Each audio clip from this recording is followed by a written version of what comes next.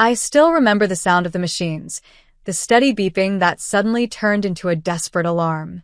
My daughter's small hands were shaking, her oxygen mask ripped away by someone I once called family. Nurses rushed in, shouting, lights flashing, chaos everywhere. I stood frozen, watching my whole world hang between one breath and none. But what happened next, no one in that hospital was prepared to see. Before we dive into today's story, I want to hear from you. Tell me in the comments, which city are you watching from, and what time is it there right now? Let's see where everyone's tuning in from before we begin this emotional journey. My name is Diana, and I'm 36 years old. People often say childhood fades with time, that the pain of the past dulls as you grow older, but mine never did. The memories of my childhood cling to me like cold rain on a winter day in Seattle. I grew up in a house where love wasn't shared. It was assigned. My mother, Gloria, always made sure everyone knew who her favorite was. It was my younger sister, Nina, her golden child, her shining star, her perfect girl. From as far back as I can remember, everything in our home revolved around Nina. When she cried, the whole house went silent. When she smiled, my mother acted as if the sun had risen just for her. And when I tried to shine, my light was dimmed before it could ever glow. I still remember the night I won first place in a school science fair. I came home with a certificate pressed tightly in my hands, my heart pounding with excitement. Mom. Look, I won, I said. Gloria didn't even look up from the TV. That's nice, she muttered, waving her hand toward the kitchen. Go help Nina with her project. It was always that way. When Nina failed her exams, Mom blamed her teachers. When I succeeded, she said I must have gotten lucky. My father, Dennis, never interfered. He'd hide behind his newspaper, pretending not to hear, pretending not to notice how one daughter was being slowly erased by silence. I spent my teenage years trying to earn the love that never came. I worked part-time after school to pay for my books, saved every penny to buy my own clothes, while Nina spent weekends at parties, posting pictures with her friends, wearing the dresses Mom bought her. I wanted what she had, not the things, but the affection, the warmth. When I turned 18, I told Mom I wanted to apply for college. She laughed and said, "We don't have money for that. You're better off finding a husband who can take care of you." I remember how my throat tightened, how the words caught in my chest. But Nina's going to college, I said quietly. Mom smiled, her tone soft but cruel. Nina's special. Don't compare yourself to her. That was the first time I realized that in my family, love was a competition I could never win. Still, I refused to give up. I found scholarships, worked nights in a small diner, studied until my eyes burned. Every tip I earned felt like a small rebellion against the destiny they wrote for me. When I finally graduated, it wasn't pride I felt, it was relief. Relief that I could finally leave that house where I was seen, but never truly looked at. Years later, when I told my parents I was getting married to Grant Hayes, Mom didn't smile. She just said, "I hope he knows what he's signing up for." Dad laughed weakly, and Nina rolled her eyes. They didn't attend my wedding. And yet, somehow, I kept forgiving them in my heart. I thought if I became successful, if I built a good life, maybe one day they'd finally be proud of me. But life has a cruel way of teaching you the truth. Some people will never see your worth until they can use it. At 36, I had stopped expecting love from them. But I hadn't stopped hoping. And that tiny, foolish hope was about to cost me more than I ever imagined. Mornings in Seattle have a rhythm of their own. The rain drifts lightly across the city, and the air smells of pine, wet asphalt, and quiet beginnings. For most people, it's just another cloudy morning. For me, it's a reminder that peace doesn't have to be loud. It can be soft, like the hum of rain against glass. Every morning, I wake before sunrise. I stand near the kitchen window, holding a mug of coffee and watching droplets trace lazy paths down the pane. Behind me, the house is calm. My husband, Grant Hayes, moves quietly, fixing his tie before work.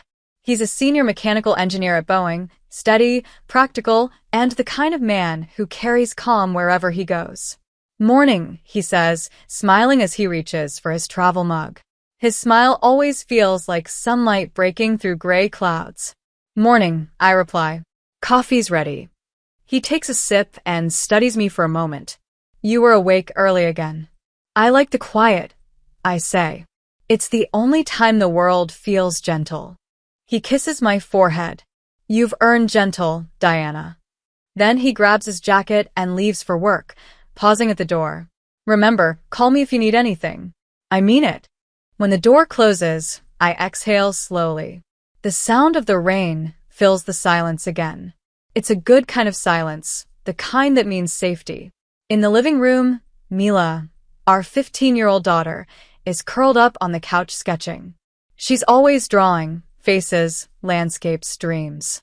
Her oxygen tube runs softly under her nose, but she never lets it define her. Mom, she says without looking up, you think people who hurt others know they're doing it? I look at her, startled by the weight of the question. Maybe, I say. Some do. But others, maybe they just never learned what love feels like. She nods slowly, shading a line on her paper. I don't ever want to be like that. You won't, I whisper, more to myself than to her. The rest of the morning flows in little moments of normal life, making breakfast, feeding the cat, checking Mila's inhaler schedule. The phone rings once. It's my mother-in-law, Doris, asking how Mila's doing. Her voice always carries warmth. Tell that girl I'm bringing her soup later, she says. Doris and her husband, Victor, live only a few blocks away. They visit almost every day. Doris with her kindness and laughter, Victor with his quiet wisdom. They are everything my parents never were, present, loving, patient. When they visit that afternoon, Victor sits by Mila and tells her stories from his teaching days, while Doris fusses over my cooking. You know, she says, handing me a plate of cookies, you've built something beautiful here. Don't ever let the past make you forget that. I smile softly. I try not to. But sometimes, when the rain grows heavier and the city lights flicker outside the window, the past finds its way back. I'll see an old photo of my parents, or a memory will slip in, a cruel word, a cold stare, and I'll feel that familiar ache in my chest. That night, after everyone's asleep, I sit on the couch beside the dim light of the lamp. I look at the framed picture of Grant and Mila, both smiling, both real. I tell myself this is what matters now. This home, this love, this peace. Then, my phone buzzes on the table. The screen lights up with a name I haven't seen in months. Gloria. My hand trembles slightly as I stare at it. The sound of the rain outside suddenly feels colder. I answer. I hadn't heard my mother's voice in nearly a year. But when I answered, it was as if no time had passed at all. She sounded calm, almost cheerful, too cheerful. Diana, sweetheart, she began, stretching the word sweetheart until it lost all meaning. It's been so long. How are you, dear? Her tone was sugar-coated, the same tone she used whenever she wanted something. I braced myself. I'm fine, Mom. How are you? Oh, we're all right, she said, and then sighed dramatically. But your sister's been having a hard time again. You know how sensitive Nina is. Her car payments are behind, and she's been so stressed. I was wondering if you could help her out a little. There it was, the real reason for the call. It never took long. I hesitated, staring at the rain sliding down the kitchen window. How much does she need? Gloria's voice brightened immediately. Just 5,000, darling. It's nothing for you and Grant, right? He's got that good Boeing job. You two are doing so well. I wanted to say no. I wanted to remind her that money didn't grow on trees, that Mila's medical bills were still coming in every month. But when I imagined her disappointed sigh, her cold silence, the guilt twisted inside me. Okay, Mom. I'll transfer it tomorrow. Oh, thank you, honey, she said quickly. I knew I could count on you. You've always been the responsible one. She hung up before I could reply. No, how's Mila? No, thank you. Just the click of the line disconnecting. I sat there for a long time, the hum of the refrigerator filling the silence. That was how it always went. Over the next 2 years, the pattern repeated. First, $5,000 for Nina's car loan. Then, $3,000 for Gloria's medical bills that were supposedly urgent. A year later, $7,000 for Nina's small business, which failed within months. $15,000 gone, swallowed by the same pit I'd been trying to fill since childhood, the hope that maybe, just maybe, money could buy love. One afternoon, Doris came over while I was folding laundry. She noticed my frown immediately. "Something on your mind?" she asked. I hesitated. "It's my mother again. She keeps asking for help. I don't know how to say no." Doris sat beside me, her eyes soft but steady. "You've already helped her enough, Diana. You've done more than most would. But people like that, they don't stop asking because they need it. They ask because they know you'll say yes." I sighed. I just don't want to be like her, cold, heartless. I keep thinking maybe if I give enough, she'll finally see me differently. Doris reached out and touched my hand. "Kindness isn't weakness, sweetheart. But sometimes, giving to the wrong people keeps you from giving to yourself." That night, when Grant came home, I told him about the latest request. He listened silently, his jaw tightening. "Diana," he said finally, "I love how generous you are. But your mother and sister aren't struggling. They're using you. You don't owe them a thing." His words were firm, but his tone was gentle. "If you keep helping them, they'll never stop. You've worked hard for this life. You don't have to keep paying for their mistakes." I wanted to believe him. But guilt is a powerful thing. It whispers that you're selfish for saying no, even when you're drowning. Weeks passed, and things quieted down. No calls, no requests, no guilt. I began to think maybe it was over. Maybe, finally, they'd realized I wasn't their safety net anymore. Then one day, the phone rang again. I saw the name on the screen, Gloria, and my stomach turned. Her voice was bright, too bright. "Diana, you won't believe this. We have such exciting news." Before I could respond, I heard Nina's laughter in the background. My pulse quickened. "What kind of news?" Gloria's tone became light, almost playful. "We're planning a trip to Europe. Paris, Rome, and maybe a few other places. Just 2 weeks of pure fun. But," she paused dramatically, "we're a little short on money right now. We thought you might help."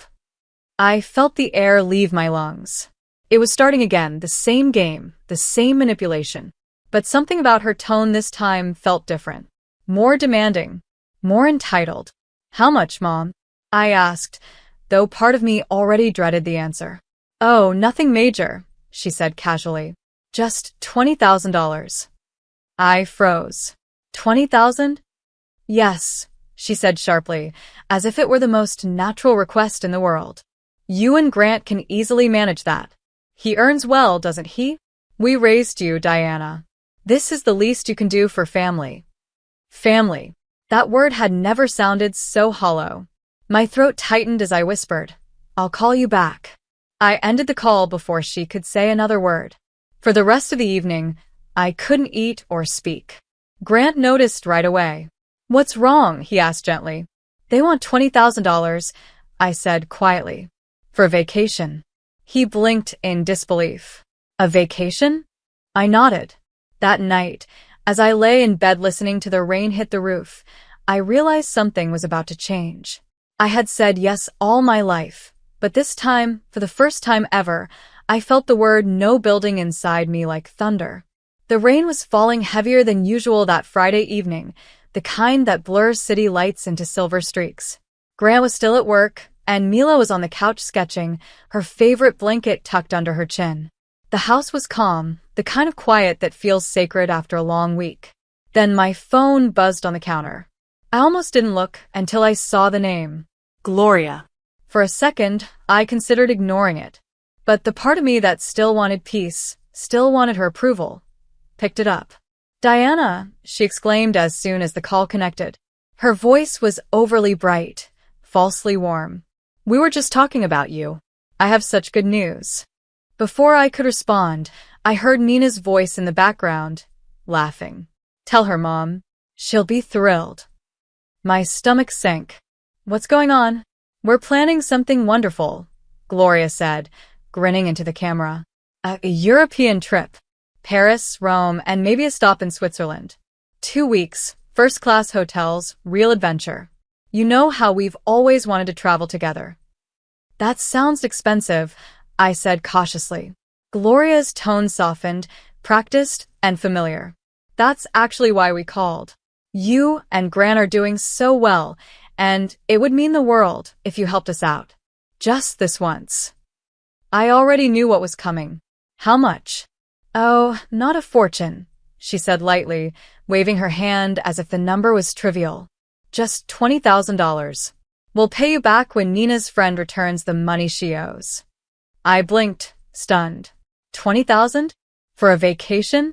Nina rolled her eyes. Come on, Diana. Don't act shocked. You guys have plenty. You live in a nice neighborhood. You drive a new car, and Dad said Grant's job pays well. You can afford it. I took a slow breath. Mila's been in and out of the hospital this year. We're already handling medical bills. I can't give you $20,000 for a trip. Gloria's smile vanished. Don't talk to me like that. We're family. That's why I've helped before, I said. $15,000 over the last few years, remember? For Nina's car, your bills, her business. I've done my part. She stiffened.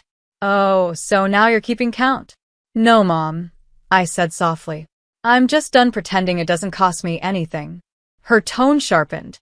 You wouldn't have what you have if it weren't for us. We raised you. We sacrificed for you. I cut her off. You didn't raise me, Mom. You tolerated me. The silence that followed was heavy. Even Nina stopped smiling. Gloria's voice dropped to a cold whisper. You've changed, Diana. Marriage and money have made you arrogant. You think you're better than us now, don't you? I swallowed hard, trying to keep calm. I think I finally know what I deserve. Nina leaned toward the camera, her expression hard. You'll regret this. You always act high and mighty, but let's see how long that lasts when life turns on you. Gloria nodded in agreement. You may think you're safe with that perfect husband and that fragile little girl, but remember this, Diana, life has a way of balancing things. Her words sent a chill through me. Is that a threat? She smirked. Just a truth. You'll understand soon enough. I ended the call before I could hear another word. My hand was trembling when I set the phone down. The rain outside had grown louder, harder, like the city itself was warning me. When Grant came home later, he immediately noticed my silence. What's wrong? They called, I said quietly. They want $20,000 to go to Europe. He blinked. They what? They said if I don't give it, I'll regret it. Grant's jaw tightened. That's not a request, Diana. That's manipulation. You can't keep letting them do this to you. I know, I whispered, but they sounded serious. I don't know what they'll do. He came closer, took my hand.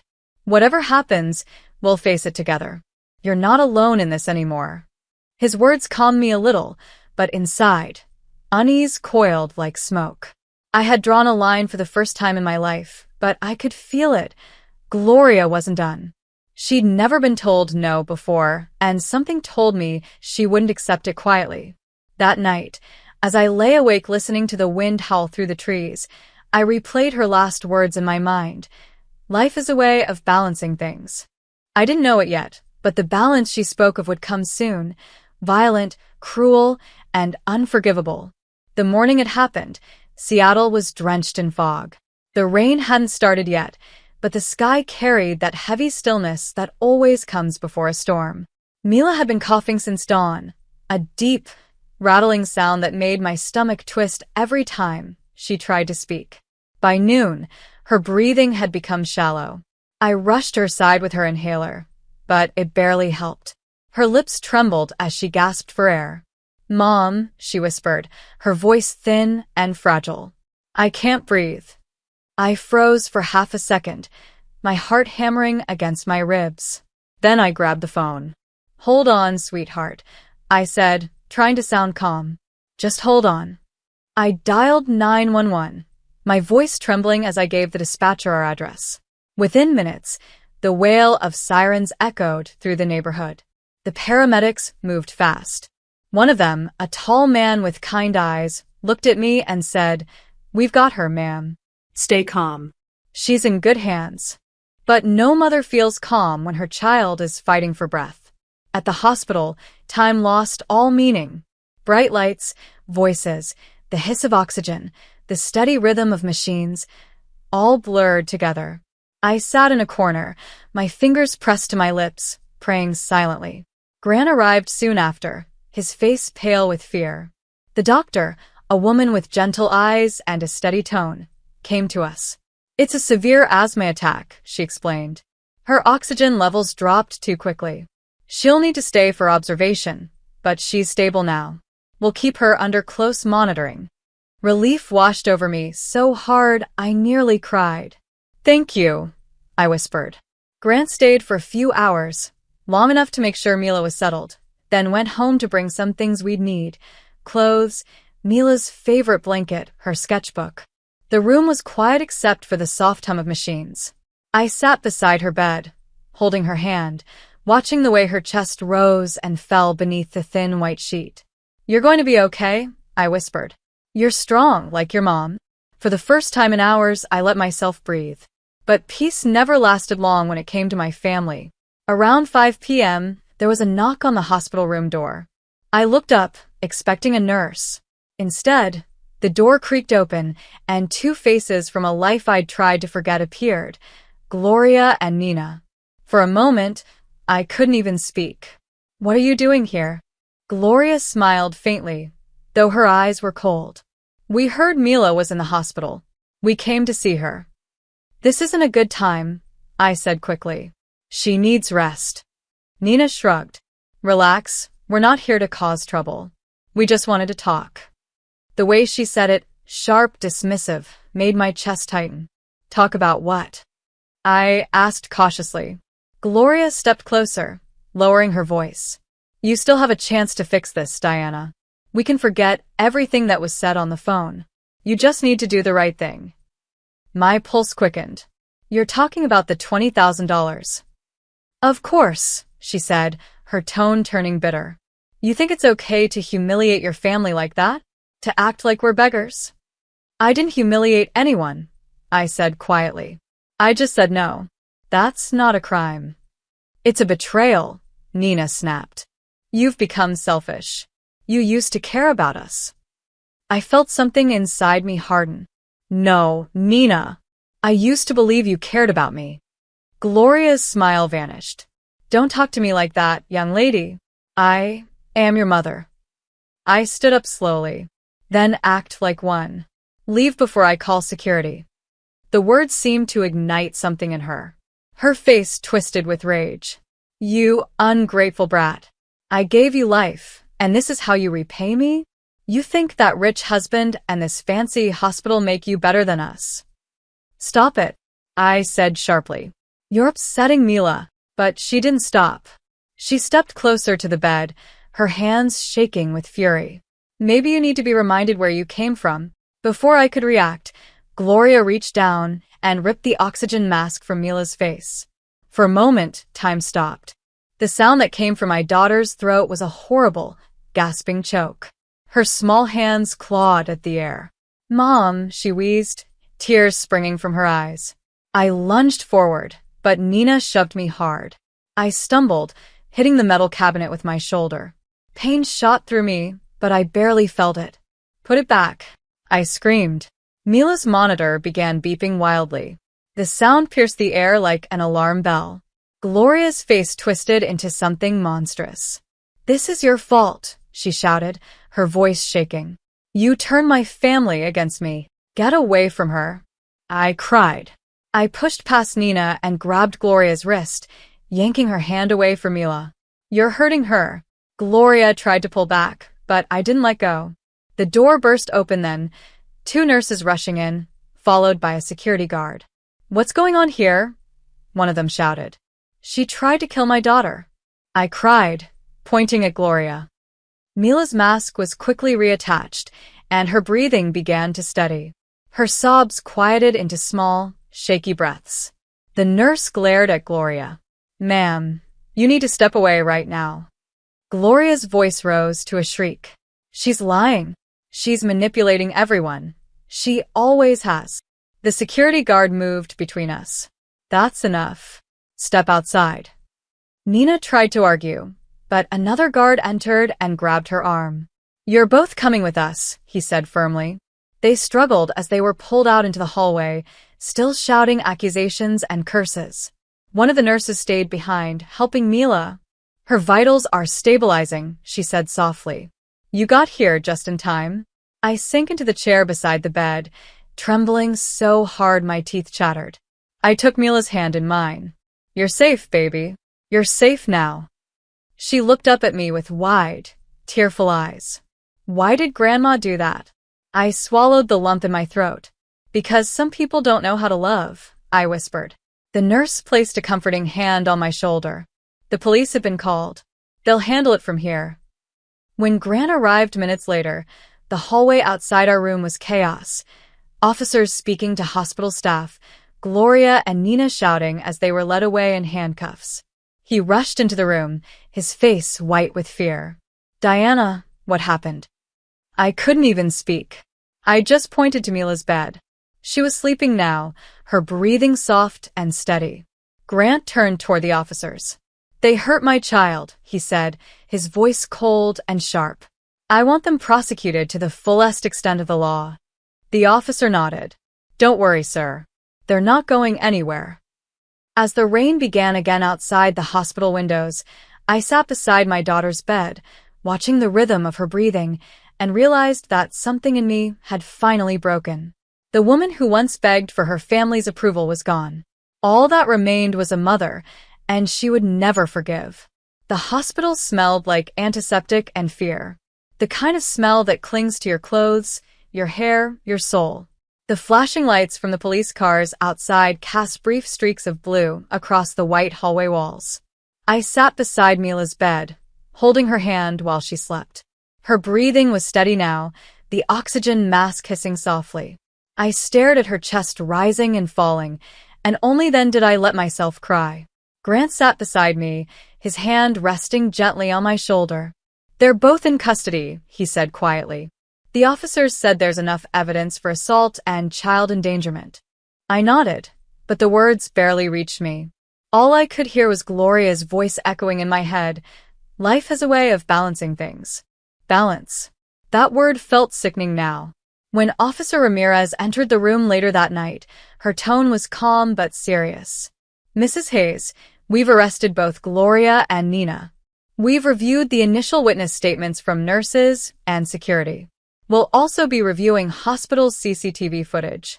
Would you be willing to provide a full statement? Grant answered before I could. Absolutely. We want to press every possible charge. I wiped my eyes. I'll do whatever it takes, I whispered. They nearly killed my daughter. The next few hours passed in a blur. I sat with the officer in a quiet waiting area, retelling every horrifying second. My voice broke several times, especially when I described Mila gasping for air, her small hands clawing at nothing. Officer Ramirez listened patiently, writing down every detail. When I was done, she said softly, "You're stronger than you think, Mrs. Hayes. And you've done the right thing. We'll make sure they're held accountable." That night, I barely slept. The storm outside had turned violent, the rain pounding against the window, thunder rumbling like an angry heartbeat. I sat in the chair beside Mila's bed, watching her sleep, the machines humming softly in the background. In the morning, Doris and Victor arrived. Doris rushed toward me, her eyes filled with tears. "Oh, my dear," she whispered, hugging me tight. How could anyone, how could her own grandmother do something so cruel? Victor placed a steadying hand on my shoulder. "Justice will prevail," he said firmly. "You just focus on Mila now. The law will take care of the rest." But justice, I soon learned, moves slowly and painfully. 2 days later, we were called to the Seattle Police Department for formal interviews. I gave my statement again, this time on record, while Grant provided his testimony about the phone threats leading up to the incident. The detectives confirmed what we already suspected. Gloria and Nina had planned to confront me at the hospital, intending to scare me into giving them the money. Scare me. That word burned. Their plan hadn't just gone wrong. It had turned into an act of violence that could have cost my daughter her life. Over the next several weeks, the case gained momentum. Hospital staff testified. Security footage clearly showed Gloria ripping off the oxygen mask, Nina shoving me, and both being restrained by guards. It was undeniable. The King County Prosecutor's Office filed formal charges: first-degree assault, child endangerment, and conspiracy. When the day of the trial came, Seattle was, as usual, drenched in rain. I walked into the courthouse holding Grant's hand, trying to steady my breath. Doris and Victor were right behind us. I felt the weight of the years pressing down on me. The years I spent trying to please the very people who now sat behind a defense table wearing handcuffs. Gloria looked older, angrier. Nina still had that same defiant look, but there was fear behind her eyes now. My father, Dennis, sat a few rows back, head bowed, as if trying to disappear. He'd been called in for questioning weeks earlier after investigators found out he knew about their plan and did nothing. When the judge entered, the room fell silent. The prosecutor began with a clear, unwavering voice. "Your Honor, this is not just a case of family conflict. This is about a child whose life was endangered by her own grandmother over money. The defendants used manipulation, threats, and ultimately violence." As the CCTV footage played, I couldn't hold back tears. The screen showed everything: Gloria's rage, Nina's shove, Mila's panicked face, the chaos that followed. When it was my turn to testify, my knees felt weak. But Grant's hand in mine gave me strength. I walked to the stand, took a deep breath, and looked directly at the judge. "My mother always taught me that family was everything," I said softly. "But she also taught me that love can be a weapon. For years, I gave her everything I had: my money, my time, my forgiveness. But when I finally said no, she tried to take the only thing I couldn't replace: my daughter." The courtroom was silent. Even Nina looked down. I continued. "I don't want revenge. I want peace. But peace can't exist without justice." When I stepped down, Doris reached for my hand, whispering, "You were perfect." A week later, the verdict came. The judge's voice was firm, but even. "The evidence in this case is clear. Gloria, you are hereby sentenced to 6 years in state prison for assault and endangering the life of a minor. Nina, you are sentenced to 5 years for complicity and battery. Dennis, you are placed under 1 year of probation and mandatory counseling for neglect and enabling abuse." Gasps filled the courtroom. Gloria turned toward me, her eyes wild. "You did this to me," she screamed as guards restrained her. I met her gaze, my voice steady. "No, Mom. You did this to yourself." As they were led away, I felt a strange mix of grief and relief. It wasn't triumph. It was closure, the kind that hurts and heals at the same time. Outside, rain was still falling, soft and constant. Grant opened his umbrella and held it over me as we walked down the courthouse steps. Doris and Victor followed close behind. For a long moment, I just stood there, watching the rain splatter against the pavement. Grant brushed a strand of hair from my face and whispered, "It's over now." I nodded slowly. Maybe for them, but for me, it's the beginning. He smiled gently. "Then let's start again, together." The sound of the rain around us was steady and cleansing, washing away years of guilt and pain. For the first time in my life, the rain didn't feel cold. It felt like truth. 2 months after the trial, Seattle began to bloom again. The rain softened into a mist, cherry blossoms lined the sidewalks, and the city felt lighter, as if it, too, was exhaling after a long storm. Inside our small 2-story home, the air carried the scent of comfort and renewal. The shadows that once lingered had finally started to lift. Mila was healing beautifully. Her cheeks had color again, and her laugh filled every quiet corner of the house. The doctors said her lungs were stronger now, that she might soon be able to live without the oxygen mask for good. One morning, she sat near the window sketching, something she hadn't done for weeks. "Look, Mom," she said, holding up her drawing. It was a picture of the two of us standing in the rain under a single umbrella. The clouds above were gray, but light broke through, painting the scene in soft gold. "See? It's us," she said proudly. "The storm's behind us now." Tears welled up in my eyes. "Yes, sweetheart," I whispered. "It really is." Life had found a gentle rhythm again. Grant still left early for Boeing every morning, but he always paused at the door to kiss my forehead and say, "You're safe now. Both of you." His steady voice was my anchor, the reminder that even after chaos, love could rebuild what fear had destroyed.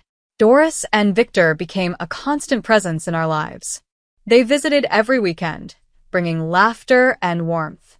Doris would fuss over Mila, insisting she eat more soup, while Victor told his old teaching stories that always ended in soft chuckles. They weren't just in-laws anymore. They were family in every sense of the word. One Sunday, as we sat around the dinner table, Victor raised his glass.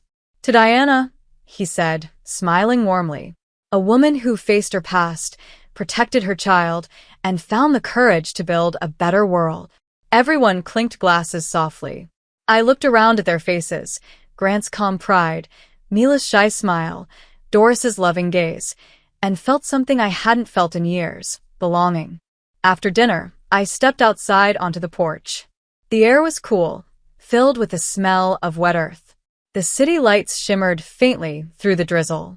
I wrapped my arms around myself and watched the quiet street, the world finally at peace. Sometimes, my mind still wandered back to Gloria and Nina. I wondered if they ever thought about what they'd done.